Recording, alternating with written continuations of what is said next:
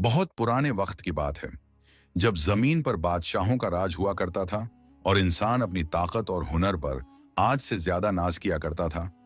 उस दौर में अरब के एक मशहूर शहर के तख्त पर सुल्तान अजफर नाम का एक हुक्मरान राज करता था, जिसकी सल्तनत की सरहदें दूर दूर तक फैली हुई थीं और जिसके खजाने मोती और जवाहरात से भरे रहते थे। मगर कहते हैं ना कि इंसान की फितरत ही ऐसी है कि जब उसे सब कुछ मिल जाता है तो वह सुकून खोने लगता है। और यही हाल सुल्तान अजफर का भी था। उसे अपनी शान और शौकत और फौज की ताकत पर बड़ा गुरूर था, लेकिन उसके दिल में एक अजीब सी बेचैनी हमेशा रहती थी कि उसके पास कोई ऐसी नायाब चीज नहीं है जो पूरी दुनिया में और किसी के पास ना हो। वह चाहता था कि तारीख में उसका नाम सिर्फ एक बादशाह की तरह नहीं, बल्कि एक ऐसे शख्स की तरह याद रखा जाए जिसके पास कुदरत का कोई ऐसा करिश्मा हो जो इंसानी अक्ल को दंग कर दे। इसी ख्याल में वह अक्सर अपने महल के बड़े हाल में परेशान टहलता रहता था। एक रोज उसने अपने वजीर खास को तलब किया, जो बड़ा ही चालाक और दुनियादार आदमी था। सुल्तान ने अपनी बेचैनी बयान करते हुए कहा कि ए वजीर, हमारी सल्तनत में हर चीज की फरावानी है। दुश्मन हमारी तलवार की चमक से डरते हैं और रैयत हमारे इंसाफ से खुश है, मगर हमारा दिल चाहता है कि हमारे दरबार में कोई ऐसा अजीब और गरीब तोहफा होना चाहिए जिसे देखकर जमाना हैरान रह जाए। कोई ऐसी चीज जो न आज तक किसी ने देखी हो और न सुनी हो। वजीर ने अदब से झुककर अर्ज किया, जहां पनाह, आपकी ख्वाहिश सर आंखों पर, मगर दुनिया में अब कौन सा ऐसा अजूबा बचा है जो आपकी नजर से गुजरा ना हो। हमने दूर दूर के मुल्कों से कारीगर बुलवाए, महंगे कालीन और नायाब हीरे मंगवाए, अब और क्या बाकी है। सुल्तान ने गुस्से से वजीर की तरफ देखा और कहा, यही तो तुम्हारा काम है वजीर। अगर सब कुछ आम लोगों जैसा ही रहा तो हम में और मामूली सौदागरों में क्या फर्क रह जाएगा। हमें वह चाहिए जो नामुमकिन हो। पूरे मुल्क में मुनादी करा दो, ऐलान करवा दो कि जो कोई भी शख्स हमें कोई ऐसी चीज बनाकर देगा जो कुदरत के उसूलों को मात दे दे, तो हम उसे मुंह मांगा इनाम देंगे। उसे इतना सोना देंगे कि उसकी 7 पुश्तें राज करेंगी। लेकिन अगर किसी ने हमारा वक्त जाया किया तो उसका सिर कलम कर दिया जाएगा। बादशाह का हुक्म पत्थर की लकीर था। बस फिर क्या था, अगले ही रोज से शहर के चौक और गलियों में ढोल बजने लगे और शाही ऐलान गूंजने लगा कि सुल्तान को एक नायाब अजूबा चाहिए। यह खबर जंगल की आग की तरह आसपास के इलाकों और दूसरे मुल्कों तक फैल गई। कई महीने गुजर गए। दूर दराज से बड़े बड़े जादूगर, वैज्ञानिक और कारीगर आए। किसी ने सोने का पेड़ बनाया जिस पर चांदी के परिंदे बोलते थे। किसी ने पानी पर चलने वाली नाव बनाई जो बिना चप्पू के चलती थी। मगर सुल्तान अजफर को इनमें से किसी चीज ने मुतासिर नहीं किया। वह हर बार मायूस हो जाता और कहता, ये तो बस खिलौने हैं, मुझे कुछ और बड़ा चाहिए। आखिरकार एक दिन जब सुल्तान अपनी उम्मीद लगभग खो चुका था, दरबार में एक बूढ़ा कमजोर सा शख्स हाजिर हुआ। उसके कपड़े फटे पुराने थे, चेहरे पर झुर्रियां थीं और कमर झुकी हुई थी, मगर उसकी आंखों में एक अजीब सी चमक और एतमाद था। दरबार के पहरेदार उसे रोकने लगे, लेकिन उसने बुलंद आवाज में कहा, बादशाह सलामत तक खबर पहुंचाओ। मैं वह चीज लाया हूं या बना सकता हूं जो आज तक इंसानी आंख ने नहीं देखी। शोर सुनकर सुल्तान ने उसे अंदर बुलाया। उस बूढ़े शख्स ने, जिसका नाम नजीब था और जो पेशे से एक मामूली बढ़ई था, आगे बढ़कर अदब से सलाम किया और बोला, सुल्तान आजम, मैं कोई जादूगर नहीं हूं, मैं बस लकड़ी का एक कारीगर हूं। लेकिन मेरे हाथों में अल्लाह ने वह हुनर दिया है कि मैं बेजान लकड़ी में भी जान डाल सकता हूं। दरबार में बैठे हुए वजीर और दूसरे अमीर लोग हंसने लगे कि भला एक बढ़ई क्या अजूबा बनाएगा।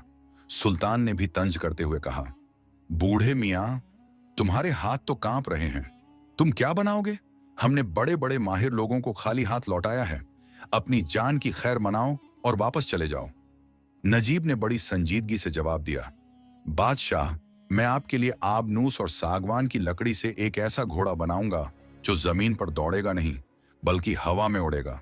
वह घोड़ा जिसे न चारा चाहिए न पानी, बस सवार का इशारा समझेगा और बादलों से ऊपर ले जाएगा। यह सुनते ही पूरे दरबार में सन्नाटा छा गया। उड़ने वाला घोड़ा, वह भी लकड़ी का। यह बात किसी की समझ में नहीं आ रही थी। सुल्तान की आंखें फटी की फटी रह गईं। उसने हैरानी से पूछा, क्या वाकई? क्या तुम होश में हो? अगर तुमने झूठ बोला तो जानते हो अंजाम क्या होगा? नजीब ने गर्दन झुकाकर कहा, जान की बाजी लगाकर कहता हूं हुक्मरान, मुझे 6 महीने का वक्त दीजिए और एक अलग कारखाना दीजिए जहां कोई ना आ सके। अगर 6 महीने बाद वह घोड़ा न उड़ा तो आप मेरा सिर उसी वक्त कलम कर दीजिए। सुल्तान के अंदर का लालच जाग उठा। उड़ने वाला घोड़ा मिल जाए तो वह पूरी दुनिया फतह कर सकता था। उसने फौरन हामी भर दी और कहा, मंजूर है, तुम्हें जितनी लकड़ी, जितना साजो सामान चाहिए मिलेगा, लेकिन याद रखना, अगर तुम नाकाम हुए तो मौत तुम्हारा मुकद्दर होगी। नजीब को शाही महल के एक सुनसान हिस्से में एक बड़ा कमरा दे दिया गया। दरवाजे पर पहरा लगा दिया गया ताकि कोई अंदर न झांक सके। और फिर शुरू हुआ वह काम जिसका चर्चा आने वाले वक्त में हर जुबान पर होने वाला था। दिन गुजरने लगे। रात और दिन उस कमरे से सिर्फ आरी चलने की, हथौड़ी ठोकने की और लकड़ी घिसने की आवाजें आती रहती थीं। लोग बाहर से कान लगाकर सुनते, मगर किसी को कुछ दिखाई न देता। नजीब बूढ़ा जरूर था, लेकिन जब वह लकड़ी पर काम करता तो उसके हाथों की रफ्तार किसी जवान से भी तेज हो जाती थी। वह हर पुर्जे को बड़ी बारीकी से तराशता। उसने घोड़े के अंदर छोटे छोटे कल पुर्जे और स्प्रिंग लगाए जो उसने अपनी सालों की मेहनत और हिकमत से ईजाद किए थे। वह जानता था कि यह सिर्फ लकड़ी का खिलौना नहीं है, बल्कि विज्ञान और कुदरत के राजों का एक मजमुआ है। उधर सुल्तान का सब्र रोजाना कम होता जा रहा था। वह हर रोज वजीर से पूछता, क्या खबर है उस बढ़ई की? वजीर जो शुरू से ही नजीब से जल रहा था, क्योंकि अगर वह कामयाब हो जाता तो वजीर की अहमियत कम हो जाती। वह सुल्तान के कान भरने लगा। जहां अपना, मुझे तो लगता है वह बूढ़ा पागल है, या फिर वह कोई ऐसी चीज बना रहा है जो कल को आपके लिए खतरा बन जाए। सोचिए, अगर वह घोड़ा लेकर भाग गया तो, या किसी दुश्मन को बेच दिया तो। सुल्तान के माथे पर शिकन आती, मगर वह 6 महीने पूरे होने का इंतजार करता रहा। आखिरकार वह दिन आ ही गया जब मियाद पूरी हुई। सुबह सवेरे नजीब ने दरवाजा खटखटाया और पहरेदारों से कहा कि बादशाह को खबर दो कि काम मुकम्मल हो चुका है। सुल्तान अपने पूरे लाव लश्कर के साथ वजीर और शहजादे के साथ वहां पहुंचा। महल के बड़े मैदान में एक बड़ी सी चीज रखी थी, जिसे एक भारी रेशमी कपड़े से ढका गया था।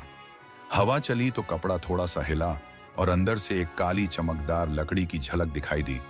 सुल्तान का दिल जोर जोर से धड़क रहा था। उसने बेसब्री से पूछा, ए नजीब, क्या तूने अपना वादा पूरा किया या अपनी मौत का सामान तैयार किया है? नजीब, जो अब पहले से भी ज्यादा कमजोर और थका हुआ लग रहा था, उसकी आंखें गड्ढों में ढंस गई थीं, मगर चेहरे पर एक अजीब सा सुकून था। उसने आगे बढ़कर बादशाह के कदम चूमे और कहा, हुजूर, अल्लाह के करम से मैंने वह चीज बना दी है जो कयामत तक याद रखी जाएगी। बस हुक्म दीजिए ताकि मैं इस पर से पर्दा हटा सकूं। सुल्तान ने हाथ हिलाया और नजीब ने धीरे धीरे वह रेशमी कपड़ा खींचना शुरू किया। जैसे जैसे कपड़ा हटता गया, सबकी सांसें रुकती गईं। सामने एक बेहद खूबसूरत, ताकतवर और असली दिखने वाला घोड़ा खड़ा था, जो पूरी तरह से काली आबनूस की लकड़ी से बना था। उसकी आंखें हीरे की थीं, जो धूप में चमक रही थीं, और उसके कंधों पर 2 छोटे से दस्ते लगे हुए थे। वह इतना जिंदा लग रहा था कि लगता था अभी हिनहिना उठेगा। मगर सवाल अभी भी वही था, क्या यह लकड़ी का ढेर वाकई हवा में उड़ सकेगा? वो मंजर देखकर सबकी सांसें रुकी हुई थीं, और दरबार में एक सुई गिरने की भी आवाज सुनाई दे सकती थी, क्योंकि सबकी नजरें उस बेजान लकड़ी के घोड़े पर जमी थीं, जो धूप में काली चमक मार रहा था। तभी नजीब ने एक गहरी सांस ली और सुल्तान की इजाजत पाकर उस घोड़े की पीठ पर सवार हो गया। उसके पैर रकाबों में जम गए और हाथ उन छोटे दस्तों पर थे जो घोड़े की गर्दन के दोनों तरफ लगे हुए थे। लोगों में खुस-फुस शुरू हो गई कि यह बूढ़ा अब गिरेगा और अपनी हड्डियां तोड़वाएगा।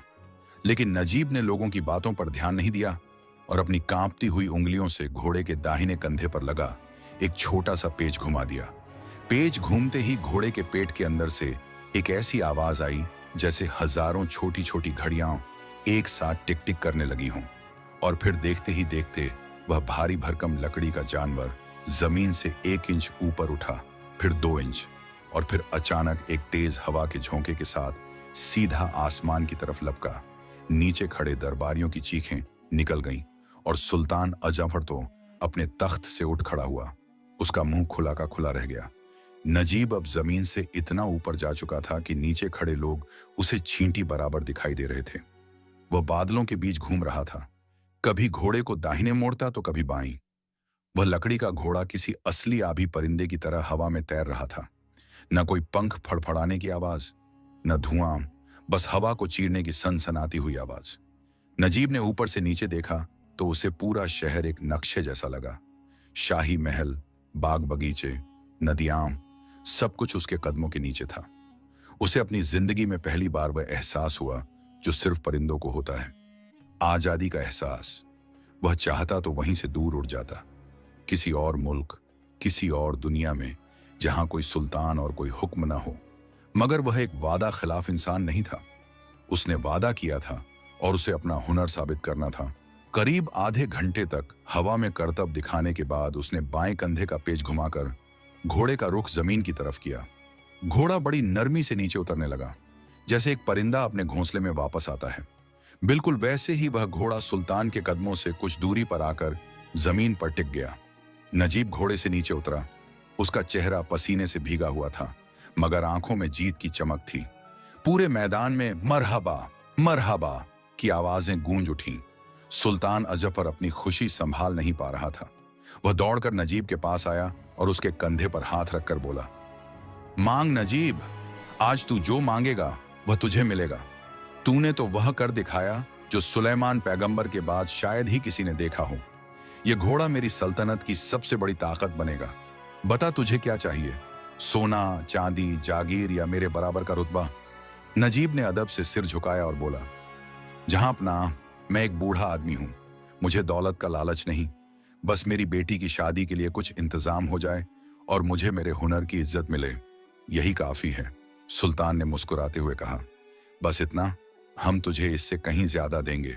लेकिन तभी पीछे खड़े वजीर खास के चेहरे पर हसद की एक काली परछाई उतर आई। उसने सोचा कि अगर यह बढ़ई आज इतना अजीम बन गया तो कल बादशाह की नजर में मेरी कोई औकात नहीं रहेगी। और सबसे बड़ी बात यह कि अगर इसने ऐसा ही एक और घोड़ा किसी दुश्मन बादशाह के लिए बना दिया तो हमारा क्या होगा? यह ख्याल आते ही वजीर ने धीरे से सुल्तान के कान में झर घोलना शुरू किया। बादशाह सलामत, खुशी के मारे होश न खोइए। जरा सोचिए, यह आदमी कितना खतरनाक है। सुल्तान ने हैरानी से पूछा, खतरनाक? यह तो एक मामूली कारीगर है। वजीर ने मक्कारी से कहा, हुजूर, यही तो धोखा है। आज इसने यह घोड़ा आपके लिए बनाया है, कल अगर पड़ोसी मुल्क के बादशाह ने इसे दुगना सोना दे दिया और इसने वैसा ही एक घोड़ा उन्हें बना दिया तो वे तो हवा से हमला करेंगे और हमारी ऊंची दीवारें और फौज धरी की धरी रह जाएंगी। इस घोड़े का राज सिर्फ इसके दिमाग में है और जब तक यह जिंदा है और देख सकता है, यह राज फैल सकता है। सुल्तान के चेहरे से मुस्कुराहट गायब हो गई और शक के बादल छा गए। बादशाहों की सबसे बड़ी कमजोरी उनका डर होता है, तख्त छिन जाने का डर। सुल्तान ने नजीब की तरफ देखा, जो अभी भी उम्मीद भरी नजरों से इनाम का इंतजार कर रहा था। सुल्तान के दिमाग में वजीर की बात घर कर गई थी। उसने सोचा कि बात तो सच है। अगर यह हुनर आम हो गया तो मेरी बादशाहत की क्या अहमियत रह जाएगी।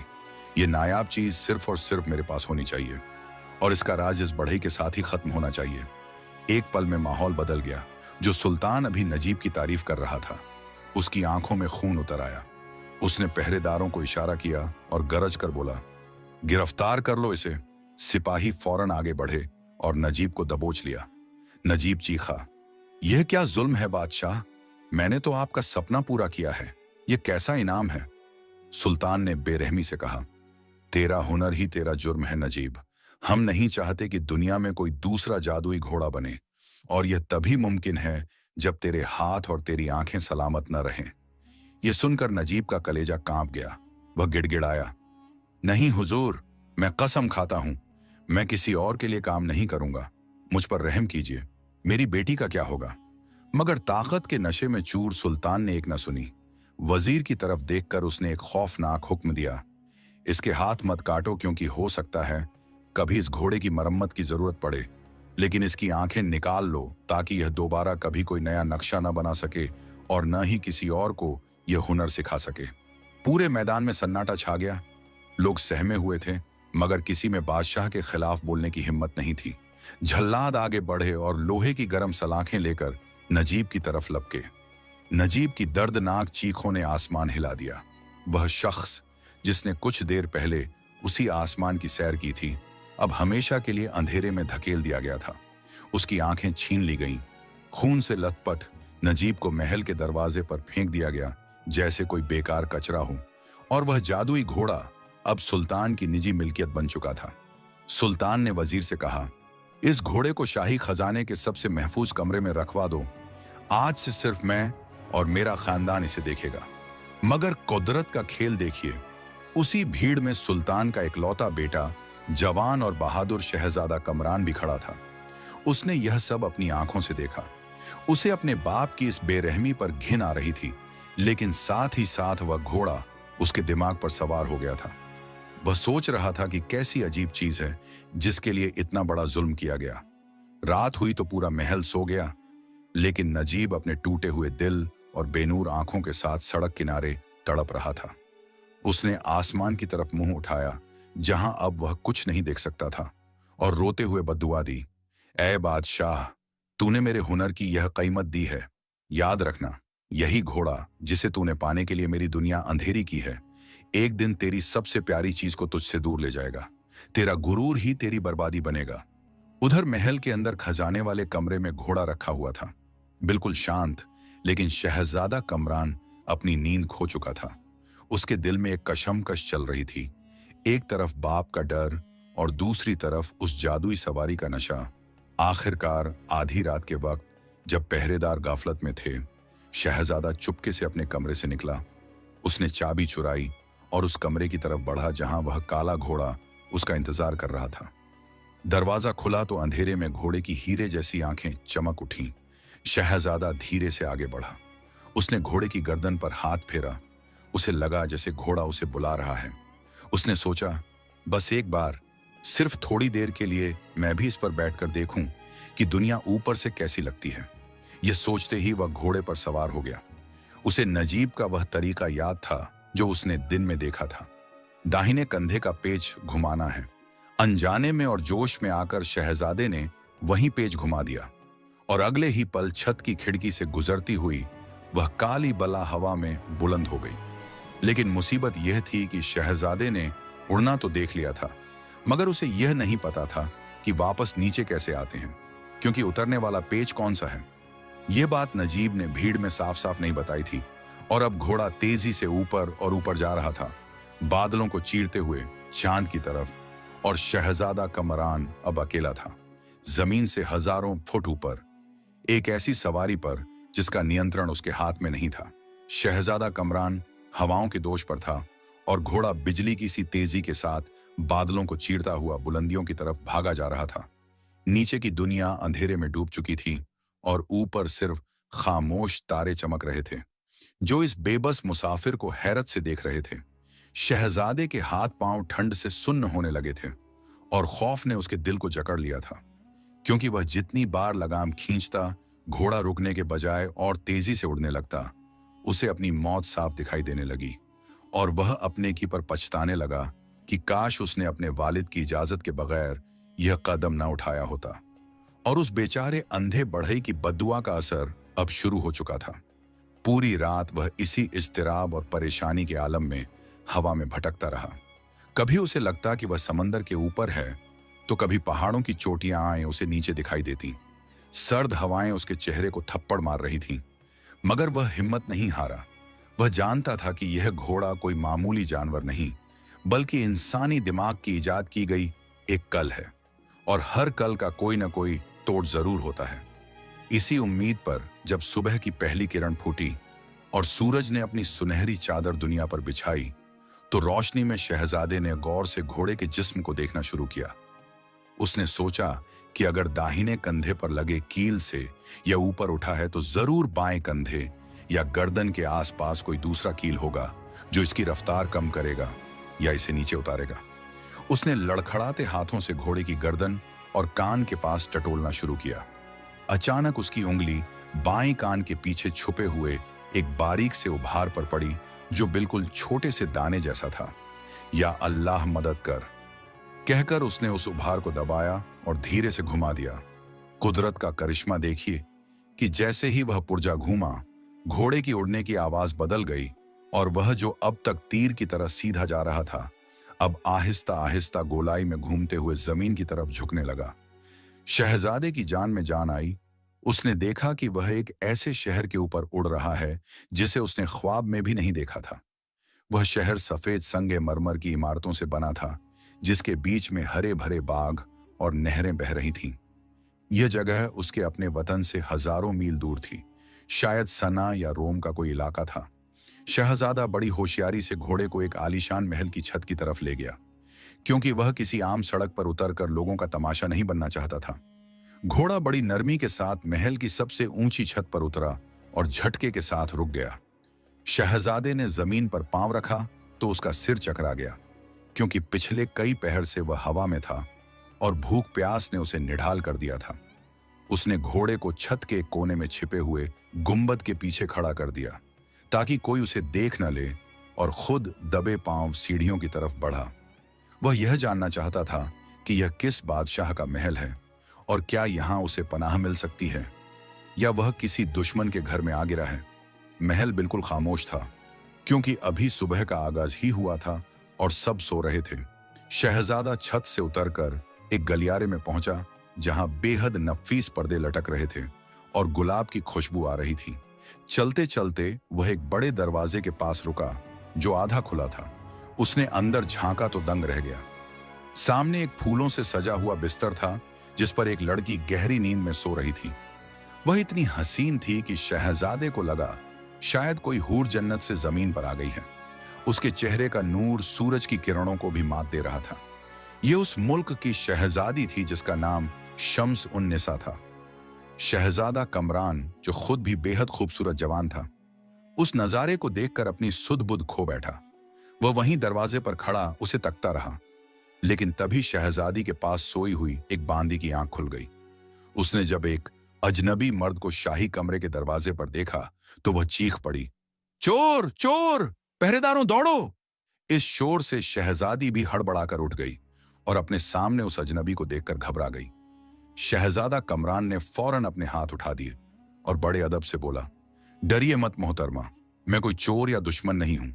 मैं खुद एक शहजादा हूं और तकदीर का मारा एक मुसाफिर हूं, जो रास्ता भटक कर आपकी छत पर आ गिरा है।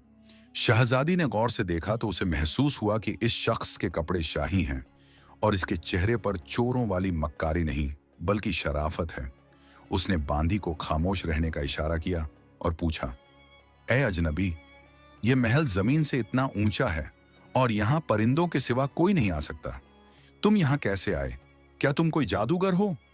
शहजादे ने अपनी दास्तान सुनाई कि कैसे वह एक लकड़ी के घोड़े पर सवार होकर यहां पहुंचा है। शहजादी को यकीन न आया तो शहजादा उसे छत पर ले गया और वह जादुई घोड़ा दिखाया। लकड़ी के बेजान जानवर को देखकर शहजादी हैरान रह गई। उसने ऐसी चीज कहानियों में भी नहीं सुनी थी। शहजादी शम्स-उन-निसा, जो खुद बहादुर और अक्लमंद थी, उसे शहजादे की बातों और उसकी शख्सियत में एक कशिश महसूस हुई। उसने कहा, ऐ शहजादे, तुम्हारे इस राज को मैं अपने तक ही रखूंगी। अगर मेरे वालिद को पता चल गया कि एक अजनबी मर्द मेरे महल में घुसा है तो वह तुम्हारा सिर कलम कर देंगे।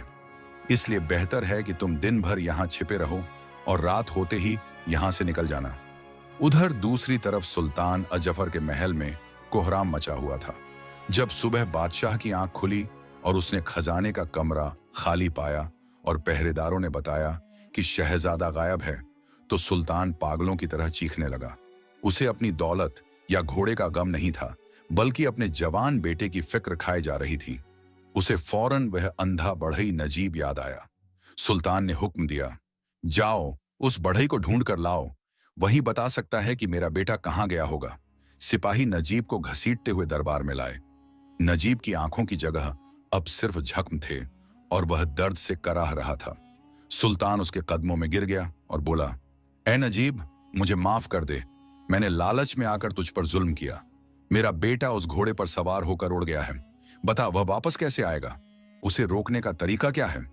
नजीब ने अपने खाली दीदे आसमान की तरफ उठाए और दर्द भरी आवाज में कहा, बादशाह, अब पछताने का क्या फायदा? मैंने कहा था कि यह हुनर खतरनाक है।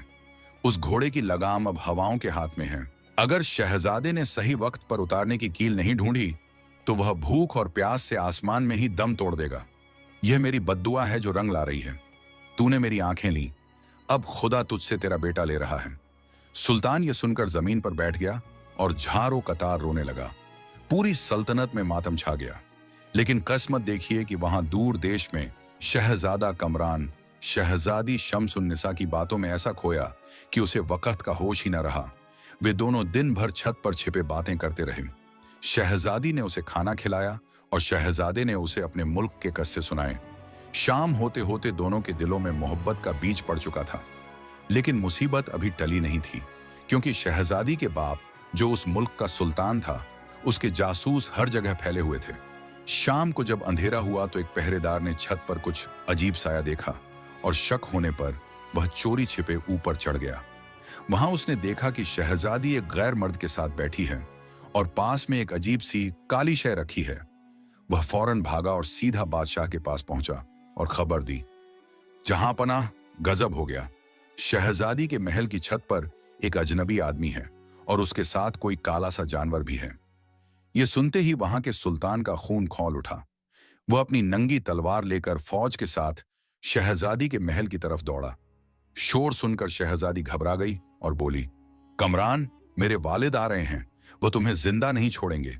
जल्दी जाओ और अपनी जान बचाओ। मगर शहजादा कमरान, जिसके रगों में शाही खून था, वह डर कर भागने वाला नहीं था। उसने कहा, मैं तुम्हें यूं मुसीबत में छोड़कर नहीं जाऊंगा। लेकिन तभी दरवाजा टूटा और सैनिक अंदर घुस आए। सुल्तान ने चीख कर कहा, पकड़ लो इस गुस्ताख को और काट डालो इसके टुकड़े। शहजादा तेजी से घोड़े की तरफ लपका, लेकिन इससे पहले कि वह घोड़े पर बैठ पाता, सैनिकों ने उसे घेर लिया। अब शहजादा अकेला था और सामने पूरी फौज खड़ी थी। और सबसे बड़ी परेशानी यह थी कि घोड़ा थोड़ी दूरी पर खड़ा था, जहां तक पहुंचना नामुमकिन लग रहा था। सिपाहियों की नंगी तलवारों के घेरे में खड़ा शहजादा कमरान मौत को अपने इतना करीब देखकर भी घबराया नहीं, बल्कि उसके चेहरे पर शाही रोब और इत्मीनान था। उसने गैर मुल्क के सुल्तान की आंखों में आंखें डालकर बुलंद आवाज में कहा, ए बादशाह, तलवार के जोर पर किसी की गर्दन झुकाना आसान है, मगर किसी के हुनर और तकदीर को काटना नामुमकिन है। मैं कोई मामूली राहजन या चोर नहीं हूं, जैसा आप समझ रहे हैं, बल्कि मैं फौरस के सुल्तान अजफर का बेटा हूं। और मेरे पास जो सवारी है वह कोई आम जानवर नहीं, बल्कि जादूगरों और हुक्माओं की बनाई हुई एक ऐसी कल है जो इंसान की अक्ल से परे है। सुल्तान ये सुनकर थोड़ा सहमा और उसने हाथ के इशारे से सिपाहियों को रोक दिया। उसने गरज कर पूछा, अगर तू वाकई शहजादा है तो चोरों की तरह मेरी बेटी के महल में क्या कर रहा था? और ये लकड़ी का पुतला क्या बला है? कमरान ने मौका गनीमत जाना और बड़ी होशियारी से एक चाल चली। उसने कहा, हुजूर, मैं यहां सिर्फ रास्ता भटक कर आया था, और रही बात इस घोड़े की तो यह वही बुरा खिसानी है जो हवाओं से बातें करता है। अगर आपने मेरी जान ली तो यह घोड़ा यहीं टूटकर बिखर जाएगा और इसका राज हमेशा के लिए दफन हो जाएगा। लेकिन अगर आप चाहें तो मैं आपको इसका करिश्मा दिखा सकता हूं। सुल्तान के दिल में लालच और तजस्सुस जाग उठा। उसने सोचा कि अगर यह लड़का सच कह रहा है तो यह घोड़ा मेरी फौज के लिए बड़ा काम आ सकता है। उसने कहा, ठीक है, हमें दिखा यह कैसे चलता है, मगर याद रखना हमारे तीरंदाज हर तरफ फैले हुए हैं। जरा सी होशियारी की तो तीरों से छलनी कर दिए जाओगे। शहजादा कमरान आहिस्ता आहिस्ता चलते हुए उस घोड़े के पास पहुंचा जो अब भी वहीं खड़ा था।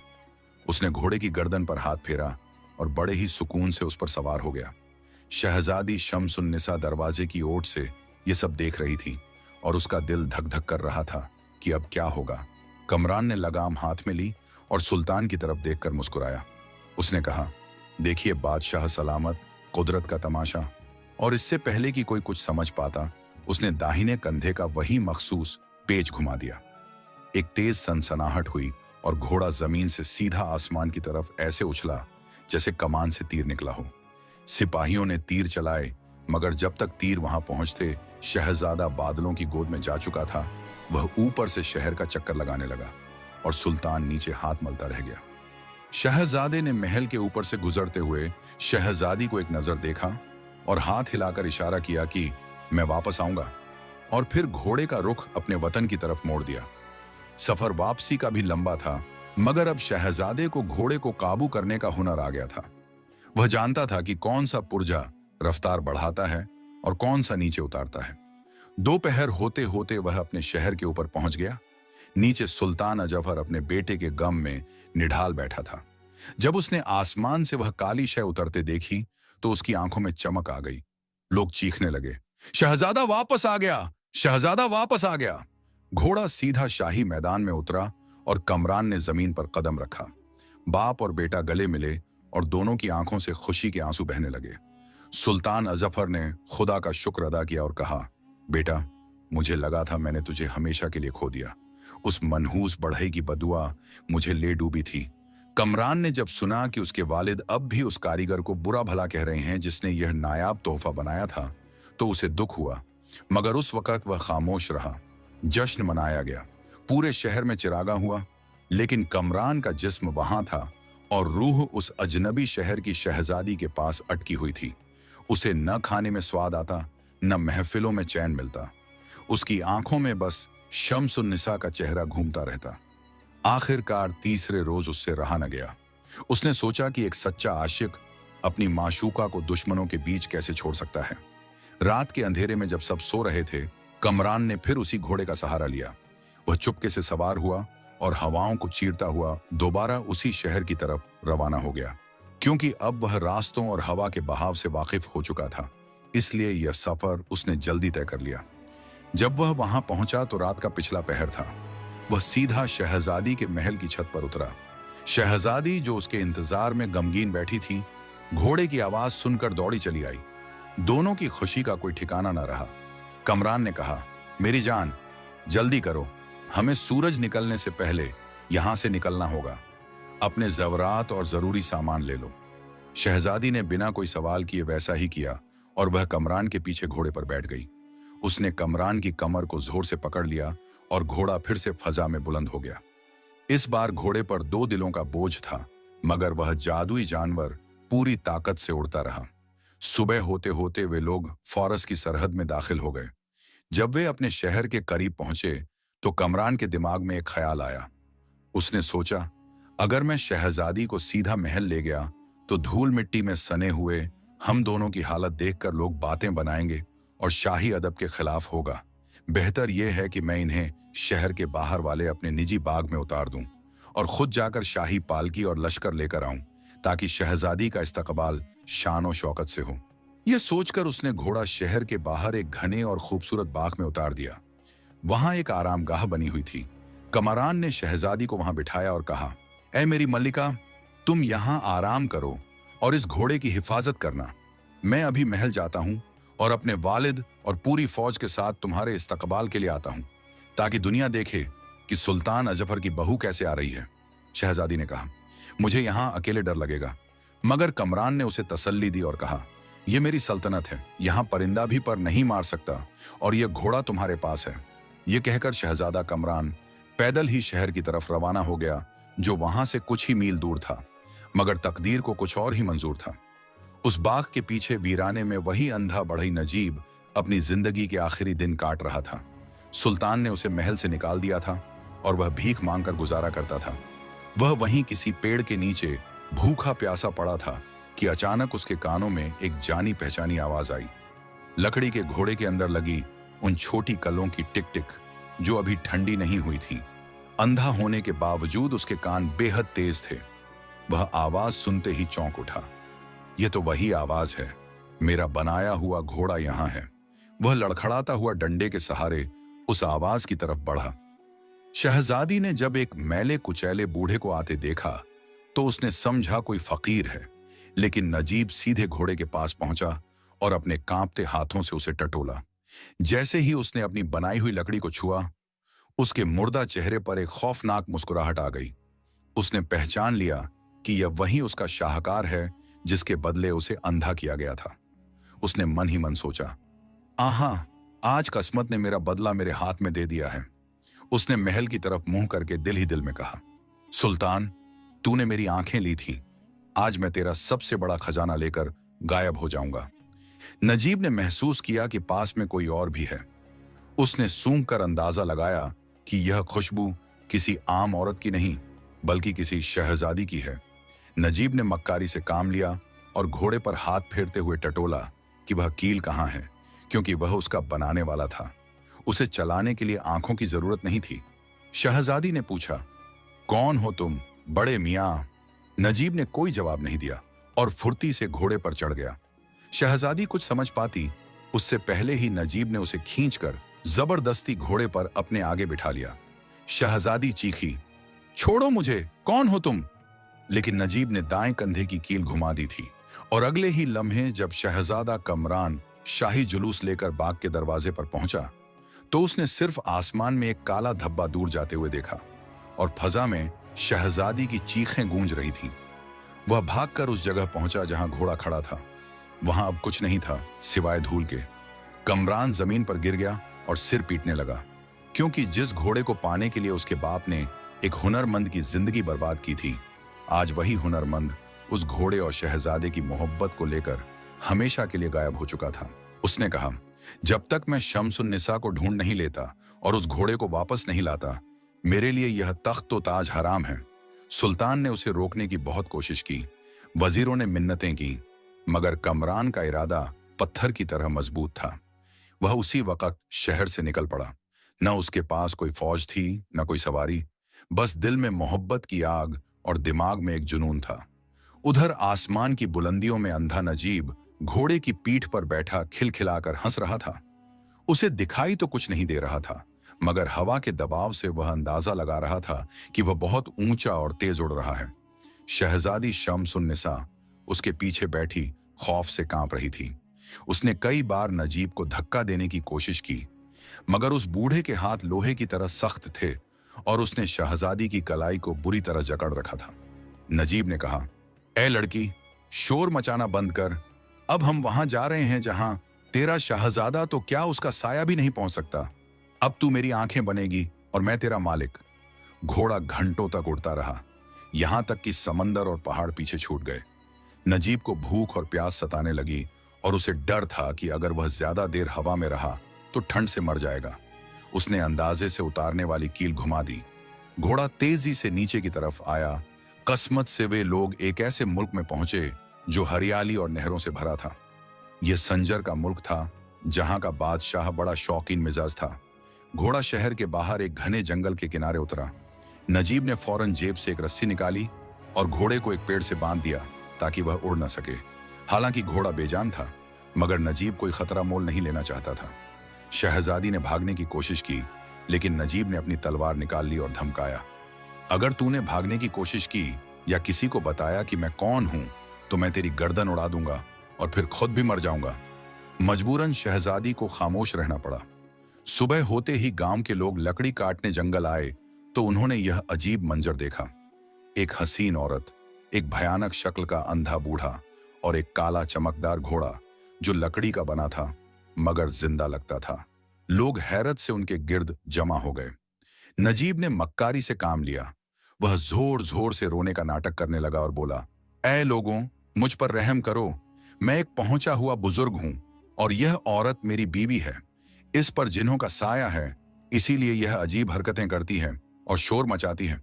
और यह घोड़ा कोई आम घोड़ा नहीं, बल्कि एक जादुई सवारी है जो मुझे मेरे पीरो मुर्शिद ने दी है। लोगों ने जब यह सुना तो वे डर गए और उन्हें लगा कि वाकई यह कोई करामाती बाबा है। बात उड़ते उड़ते संजर के बादशाह तक पहुंच गई। उसने हुक्म दिया कि इन अजनबियों को दरबार में पेश किया जाए। जब नजीब और शहजादी दरबार में पहुंचे तो बादशाह की नजर पहले उस नायाब घोड़े पर पड़ी और फिर शहजादी के हुस्न पर। उसका दिल डगमगा गया। उसने सोचा कि ऐसी खूबसूरत औरत एक अंधे और बदसूरत बूढ़े के पास क्या कर रही है। बादशाह ने नजीब से कहा, ऐ बुजुर्ग, ये घोड़ा और यह औरत मुझे दे दो, मैं तुम्हें मुंह मांगी दौलत दूंगा। नजीब बड़ा चालाक था, वह समझ गया कि यहां दाल नहीं गलेगी। उसने कहा, बादशाह सलामत, मैं इसे बेच नहीं सकता, लेकिन अगर आप मुझे अपनी पनाह में रखें तो मैं इस घोड़े के करिश्मे आपको दिखा सकता हूं। बादशाह ने मंजूर कर लिया, लेकिन शहजादी शम्स उन निसा ने देख लिया कि वह एक मुसीबत से निकलकर दूसरी मुसीबत में फंस गई है। पहला वह अंधा जालिम था और अब यह बादशाह उस पर बुरी नजर डाल रहा था। तभी शहजादी के दिमाग में एक तरकीब आई। उसने फौरन जमीन पर गिरकर अपने बाल नोचना शुरू कर दिए। वह अजीब और गरीब आवाजें निकालने लगी और मुंह से झाग निकालने का ढोंग किया। वह चीखी, दूर रहो, जो मुझे छुएगा वह जलकर राख हो जाएगा, मेरे अंदर आग है। उसका यह रूप देखकर बादशाह डर कर पीछे हट गया।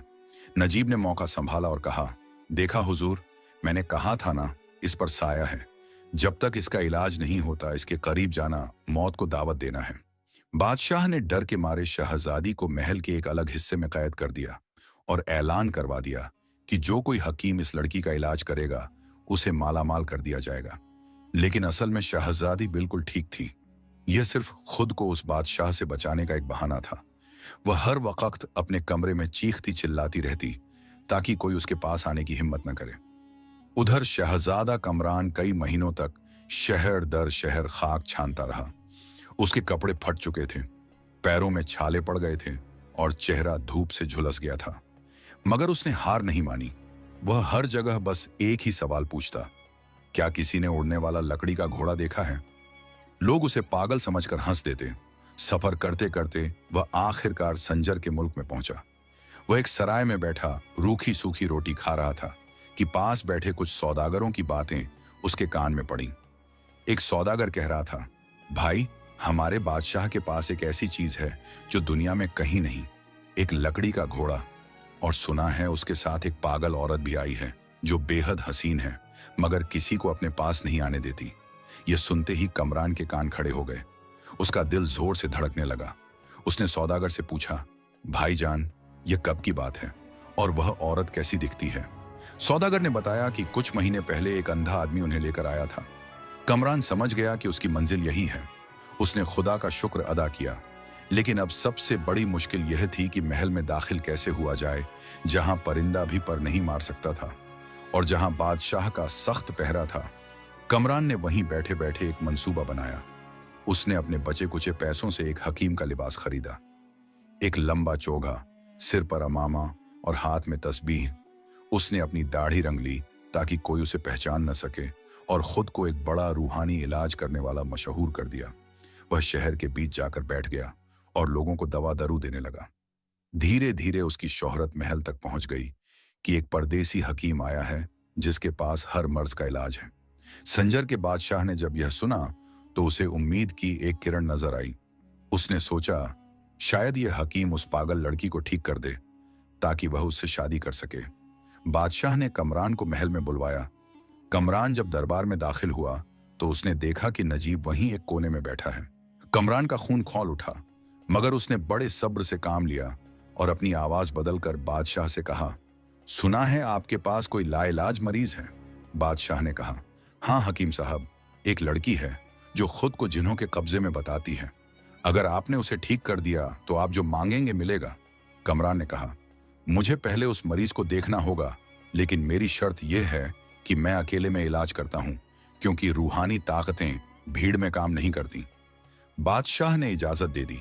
कमरान को उस कमरे में ले जाया गया जहां शहजादी कैद थी। जैसे ही दरवाजा बंद हुआ, शहजादी चीखने लगी और चीजें फेंकने लगी। कमरान ने धीरे से कहा, शम्सुन निसा, डरो मत, मैं हूं कमरान। यह आवाज सुनते ही शहजादी सन्नाटे में आ गई। उसने गौर से उस दाढ़ी वाले हकीम को देखा और पहचान गई।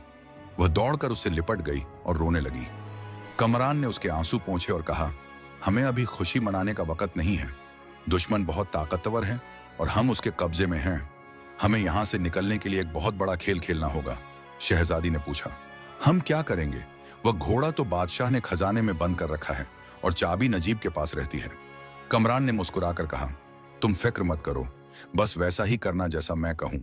कल सुबह तुम बादशाह से कहना कि इस हकीम के आने से मुझे थोड़ा सुकून मिला है, और फिर हम एक ऐसा तमाशा करेंगे कि बादशाह खुद अपने हाथों से हमें वह घोड़ा देगा। अगले दिन दरबार में कमरान ने बादशाह से कहा, बादशाह सलामत, मुबारक हो, लड़की पर से आधा असर खत्म हो गया है, लेकिन वह जिन्न जिसने इस पर कब्जा किया है वह उस लकड़ी के घोड़े के अंदर छुपा बैठा है। जब तक उस घोड़े को खुले मैदान में लाकर धूप और हवा नहीं लगाई जाएगी और मैं वहां कोई खास अमल नहीं पढ़ूंगा, तब तक यह लड़की पूरी तरह ठीक नहीं होगी। बादशाह खुशी से फूला न समाया। उसने फौरन हुक्म दिया कि घोड़े को मैदान में निकाला जाए और शहजादी को भी वहां लाया जाए। नजीब जो वहां बैठा सब सुन रहा था, उसके कान खड़े हो गए। उसे कुछ शक हुआ कि यह हकीम कौन है जो घोड़े की बात कर रहा है। उसने बादशाह से कहा, हुजूर, मैं भी वहां चलूंगा, वह घोड़ा मेरी मिल्कियत है।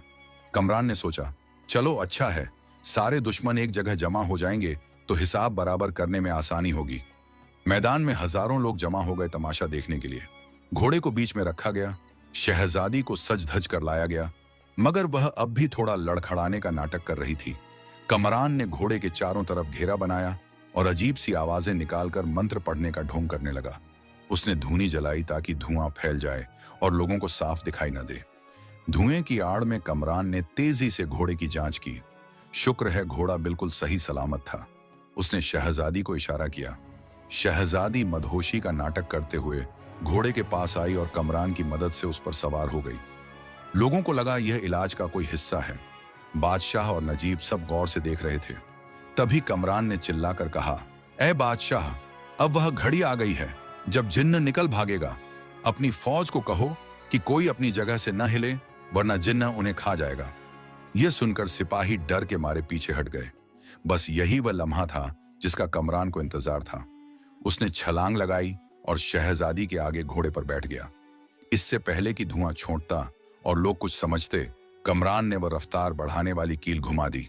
घोड़े के अंदर से वही जोरदार सनसनाहट गूंजी और वह लकड़ी का जानवर हवा में तीर की तरह बुलंद हो गया।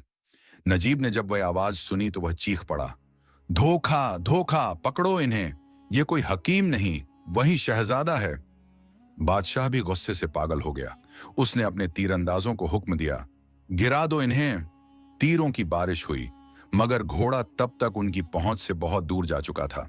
कमरान ने ऊपर से नीचे झांक कर देखा, जहां बादशाह गुस्से में अपने ही वजीर को पीट रहा था और अंधा नजीब जमीन पर गिरकर मिट्टी में हाथ मार रहा था।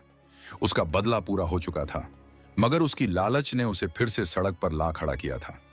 कमरान और शहजादी अब आजाद थे। हवाएं उनका इस्तकबाल कर रही थीं और उनका रुख अब सीधा अपने वतन की तरफ था, जहां एक बूढ़ा बाप अपनी गलतियों पर आंसू बहा रहा था और उनकी वापसी की राह ताक रहा था। संजर के बादशाह और उस मक्कार अंधे नजीब को धूल चटाने के बाद शहजादा कमरान और शहजादी शम्सुन्निसा अब आजाद फजाओं में थे। वह लकड़ी का जादुई घोड़ा उन्हें लेकर तेजी से अपने वतन फौरस की तरफ उड़ रहा था। मगर इस बार सफर में वह खुशी नहीं थी जो पहले थी। शहजादा कमरान खामोश था और उसके चेहरे पर गहरी सोच की लकीरें थीं। शहजादी ने पूछा, कमरान, हम दुश्मन की पकड़ से निकल आए हैं, अब तुम परेशान क्यों हो? कमरान ने ठंडी सांस भरी और कहा, शम्स, मैं सोच रहा हूं कि यह घोड़ा वाकई मनहूस है। इस एक बेजान लकड़ी के टुकड़े ने कितनी जिंदगियां बर्बाद कर दी।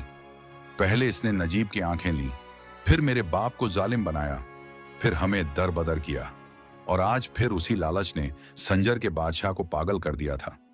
मुझे डर है कि जब हम वापस पहुंचेंगे तो क्या मेरे बाप बदल चुके होंगे या उनके अंदर का सुल्तान अब भी इस घोड़े का भूखा होगा। शहजादी ने उसे तसल्ली दी, इंसान ठोकर खाकर ही संभलता है, शायद तुम्हारी जुदाई ने उन्हें बदल दिया हो।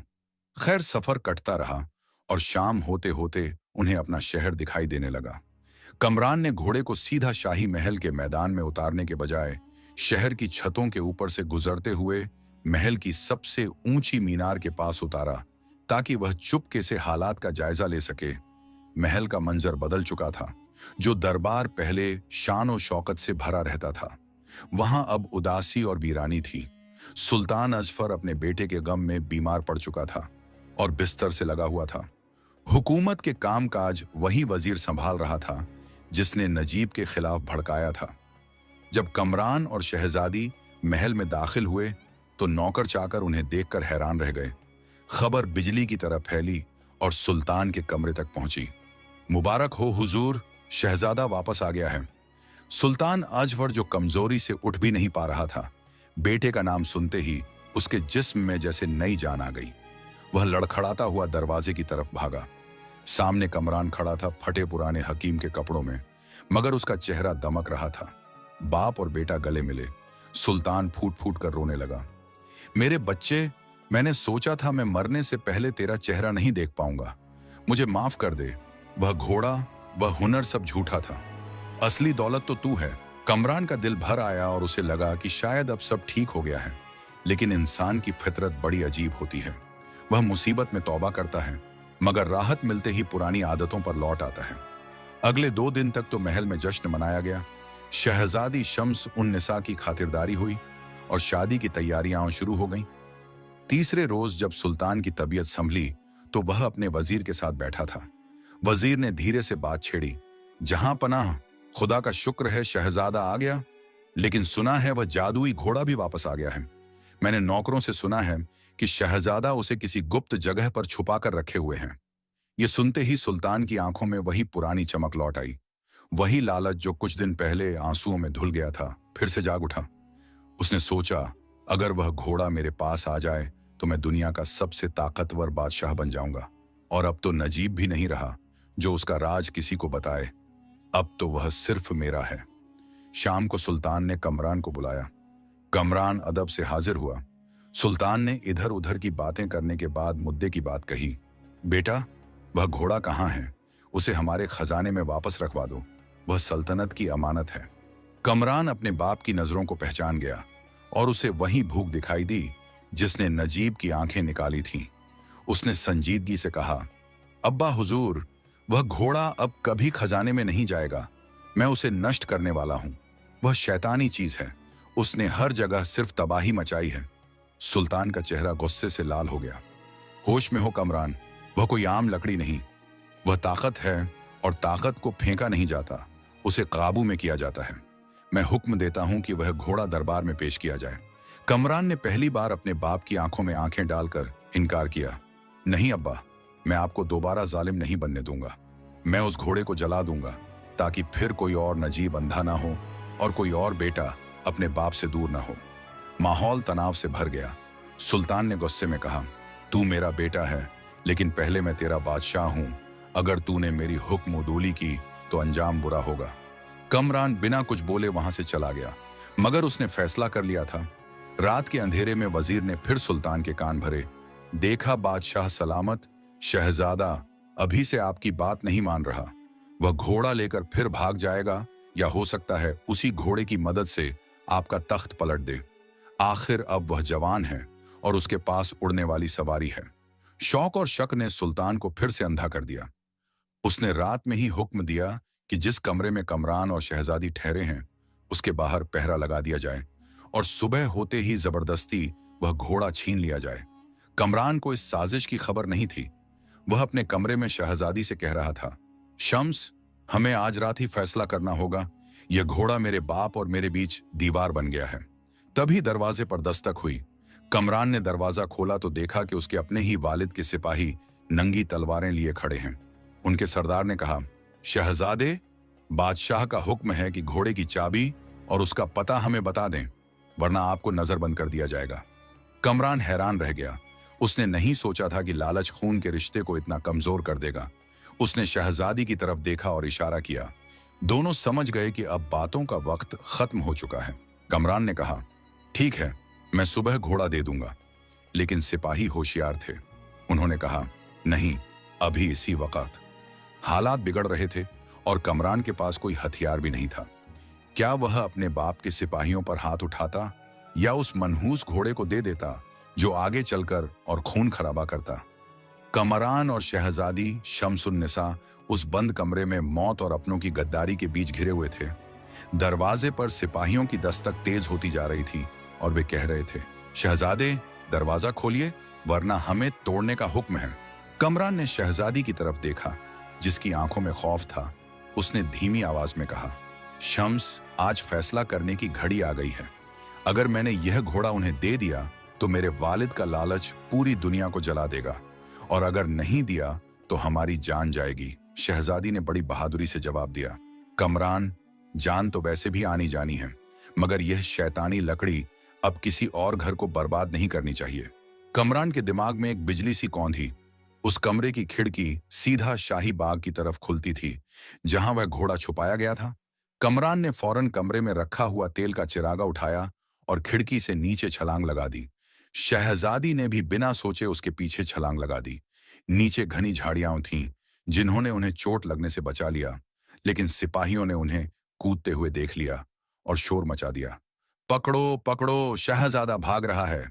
कमरान तेजी से उस छुपे हुए कोने की तरफ भागा जहां वह काला घोड़ा रखा था। उसने देखा कि उसके वालिद सुल्तान अजफर और वजीर मशालें लिए सामने से आ रहे थे।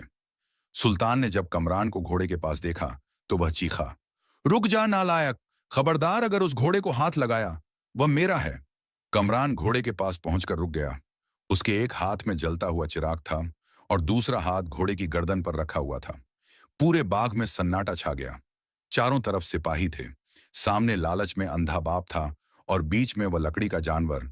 कमरान ने बुलंद आवाज में कहा, अब्बा हुजूर, देखिए इस बेजान लकड़ी ने आपको क्या बना दिया है। आप अपने ही खून के प्यासे हो गए हैं। आज मैं इस जड़ को ही खत्म कर दूंगा। यह कहकर कमरान ने वह जलता हुआ चिराग घोड़े के पैरों के पास पड़ी सूखी घास पर फेंक दिया। आग भड़क उठी। सुल्तान अजफर पागलों की तरह आगे लपका, नहीं, मेरे खजाने को मत जलाओ। लेकिन आग ने देखते ही देखते घोड़े की अगली टांगों को अपनी लपेट में ले लिया। वजीर ने चिल्लाकर सिपाहियों से कहा, बुझाओ इसे, पानी लाओ। मगर कमरान तलवार लेकर आग के सामने खड़ा हो गया और बोला, जो आगे बढ़ेगा वह मारा जाएगा। आज यह मनहूसियत झलकर राख होगी। लेकिन वह घोड़ा आबनूस की सख्त लकड़ी से बना था और उस पर कई तरह के तेल और चमकदार लेप लगे थे। आग ने उसे पकड़ तो लिया था, मगर वह पूरी तरह जल नहीं रहा था और उधर सिपाही कमरान को घेरने लगे थे। कमरान ने सोचा कि अगर आग बुझा दी गई तो ये लोग फिर इस अधजले घोड़े को ठीक कर लेंगे और जुल्म का सिलसिला चलता रहेगा। उसे एहसास हुआ कि इसे जमीन पर नहीं बल्कि वहीं खत्म करना होगा जहां से यह आया था। हवा में कमरान ने आव देखा न ताव और वह जलते हुए घोड़े के ऊपर कूद गया। आग की लपटें उसके कपड़ों को छू रही थीं। सुल्तान चीखा, बेटा तू जल जाएगा, नीचे उतर आ। मगर कमरान ने वह कील घुमा दी। घोड़े के अंदर के पुर्जे काम करने लगे। हालांकि आग की वजह से कुछ कल पुर्जे पिघल रहे थे और अजीब सी चरचर की आवाज आ रही थी। फिर भी घोड़ा जमीन से उठ गया। शहजादी शम्स उन निसा जमीन पर खड़ी चीखती रह गई, कमरान नहीं। वह आधा जला हुआ घोड़ा धुएं और आग के शोले के साथ आसमान की तरफ उड़ गया। रात के अंधेरे में वह ऐसा लग रहा था जैसे कोई टूटता हुआ तारा वापस आसमान की तरफ जा रहा हो। नीचे खड़े सब लोग, सुल्तान, वजीर और सिपाही, गर्दन उठाए उस खौफनाक मंजर को देख रहे थे। कमरान ने घोड़े को सीधा बादलों की तरफ मोड़ा। उसके पैरों की खाल आग की तपिश से झुलस रही थी, मगर उसने उफ तक न की। जब वह काफी बुलंदी पर पहुंच गया जहां हवा बहुत तेज थी, तो उसने घोड़े का रुख जमीन की तरफ किया और अपनी पूरी ताकत से उसके दस्तों को तोड़ दिया ताकि अब कोई उसे काबू न कर सके, और फिर खुद वहां से कूदने के लिए तैयार हुआ। लेकिन क्या वह इतनी ऊंचाई से बच पाएगा? घोड़ा अब आग का गोला बन चुका था और तेजी से जमीन पर उस झील की तरफ गिर रहा था जो महल के पीछे थी।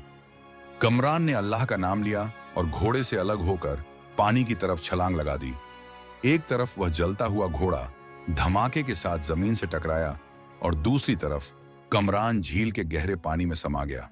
सुल्तान अजफर दौड़ता हुआ झील के किनारे पहुंचा। उसका लालच अब डर और पछतावे में बदल चुका था। कमरान मेरे बेटे, वह पानी में झांक रहा था, मगर वहां सिर्फ लहरें थीं। घोड़ा तो राख बन चुका था, मगर क्या लालच की आग ने उसके बेटे को भी निगल लिया था? झील का पानी शांत था और सतह पर जले हुए घोड़े की राख और अधजली लकड़ियां तैर रही थीं। किनारे पर खड़ा सुल्तान अजफर, जो दुनिया का सबसे ताकतवर बादशाह होने का दावा करता था, इस वक्त एक टूटे हुए इंसान की तरह घुटनों के बल बैठा था। उसकी आंखों से आंसुओं की झड़ी लगी हुई थी और वह बार बार पुकार रहा था, कमरान वापस आ जा मेरे लाल। मुझे यह तख्त, यह सोना, यह घोड़ा कुछ नहीं चाहिए, बस तू चाहिए। वजीर और सिपाही भी सिर झुकाए खड़े थे, क्योंकि आज उन्हें समझ आ गया था कि लालच की आग सबसे पहले अपने ही घर को जलाती है। शहजादी शम्सुन्निसा, जो बेहोश होने के करीब थी, अचानक उठ खड़ी हुई। उसने पानी में एक हलचल देखी। झील के बीचों बीच पानी की सतह टूटी और एक हाथ बाहर निकला। फिर एक सिर दिखाई दिया जो गहरी सांसें ले रहा था। यह शहजादा कमरान था। वह तैरता हुआ किनारे की तरफ बढ़ा। उसके कपड़े जले हुए थे और जिस्म पर मामूली जख्म थे, मगर वह जिंदा था। सुल्तान अजफर ने जब अपने बेटे को जिंदा देखा तो वह पागलों की तरह पानी में घुस गया और कमरान को गले लगा लिया। बाप बेटे का वह मिलन देखकर पत्थर दिल इंसान भी मोम हो जाता। कमरान ने किनारे आकर हाँफते हुए कहा, अब्बा हुजूर, देख लीजिए, वह शैतानी घोड़ा राख हो गया। क्या अब भी आपके दिल में उसे पाने की ख्वाहिश बाकी है? सुल्तान ने अपने कान पकड़े और आसमान की तरफ देखकर कहा, तौबा, 1000 बार तौबा। मैंने अपनी आंखों से देख लिया कि जिस हुनर में इंसानियत ना हो वह सिर्फ तबाही लाता है। आज से मैं कसम खाता हूं कि कभी किसी नायाब चीज के पीछे नहीं भागूंगा और न किसी हुनरमंद पर जुल्म करूंगा। कुछ रोज बाद जब जख्म भर गए और दिलों का मैल धुल गया तो सुल्तान ने शहजादा कमरान और शहजादी शम्सुन्निसा की शादी धूमधाम से कराई। इस बार खुशी असली थी, दिखावे की नहीं। लेकिन कहानी का एक किरदार अब भी बाकी था, वह अंधा नजीब। सुना है कि संजर के बादशाह ने जब देखा कि वह भेष बदले वैद्य के रूप में आया शख्स धोखा देकर भाग गया और घोड़ा भी चला गया, तो उसने सारा गुस्सा उस अंधे नजीब पर निकाला। नजीब को शहर से धक्के मारकर निकाल दिया गया। वह बेचारा दर दर की ठोकरें खाता रहा और अपनी ही बनाई हुई चीज की बड़ाई करता करता वीरानों में कहीं गुम हो गया। उसकी किस्मत में यही लिखा था कि जिस हुनर पर उसे इतना गुरूर था वही हुनर उसकी बर्बादी का सबब बना। कमरान ने बाद में अपने वालिद के बाद तख्त संभाला और ऐलान करवा दिया कि हमारी सल्तनत में हुनर की कद्र होगी मगर लालच की नहीं। लोग कहते हैं कि कमरान के दौर में सुकून और इंसाफ का ऐसा बोलबाला था कि लोग उस जादुई घोड़े को भूल गए, क्योंकि असली जादुई ताकत इंसान का सब्र और शुक्र है, न कि लकड़ी का कोई उड़ने वाला खिलौना। और यूं ये दास्तान तमाम हुई।